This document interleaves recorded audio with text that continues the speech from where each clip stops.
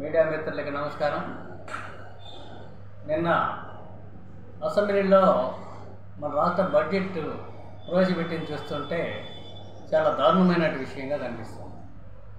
మరి వారు పెట్టినటువంటి బడ్జెట్ని ఏ పథకాన్ని చూసినా కూడా సగానికి కోతలు కోసి పెట్టినటువంటి దాఖలాలు. మరి వాళ్ళు ఇచ్చినటువంటి హామీలను ఒక్కటి కూడా అమలుపరచక మరి 9 నెలలు అయినా కూడా ఈ రాష్ట్ర ప్రభుత్వం ఏ ఒక్కటి నెరవేర్చకుండా కేంద్రంలోనే నిధులు తెచ్చుకొని వెళ్ళగాక మరి వాళ్ళ సొంత బడ్జెట్లో కూడా ఇచ్చినటువంటి హామీలకి తగినన్ని నిధులు కేటాయించక మరి రాష్ట్రాన్ని దారుణమైనటువంటి పరిస్థితి తీసుకొచ్చినటువంటి సందర్భాలు నిన్న మనం బడ్జెట్లో చూసినాం. మరి నిరుద్యోగులకి నెలకి 15,000 రూపాయలు చొప్పున ఇస్తామని చెప్పి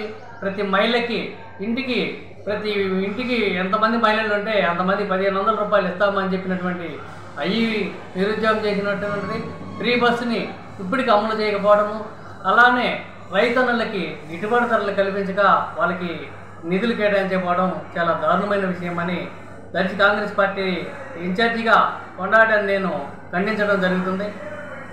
మరి ఇప్పటికైనా మీరు ఈ యొక్క హామీలను ఇచ్చినటువంటి సూపర్ 6 పథకాలలో అమలుపరచమని, మహిళలకు ఇచ్చినటువంటి వాగ్దానము ఫ్రీ బస్సుని అమలుపరచమని, మరి అలానే నిరుద్యోగులకి ప్రతి ఒక్కరికి ఉద్యోగాలు కల్పిస్తున్నటువంటివన్నీ కూడా మీరు అమలుపరచాలని మేము కాంగ్రెస్ పార్టీ తరఫున డిమాండ్ చేస్తూ, ఇప్పటికైనా మించిపోయిందేం లేదు, రాష్ట్రంలో అభివృద్ధి చేయాలని మీకు ఏమాత్రము ఉంటే మరి కేటాయించినటువంటి నిధులని కాకుండా ఎక్స్ట్రా నిధులను కూడా కేటాయించి ఈ రాష్ట్రాన్ని ప్రాజెక్టులే కావచ్చు, ఈ రాష్ట్రానికి కావాల్సినటువంటి అనేకమైనటువంటి పథకాలని మీరు తీసుకొచ్చి అమలుపరచాలని కాంగ్రెస్ పార్టీ తరఫున డిమాండ్ చేస్తూ సెలవు తీసుకోండి.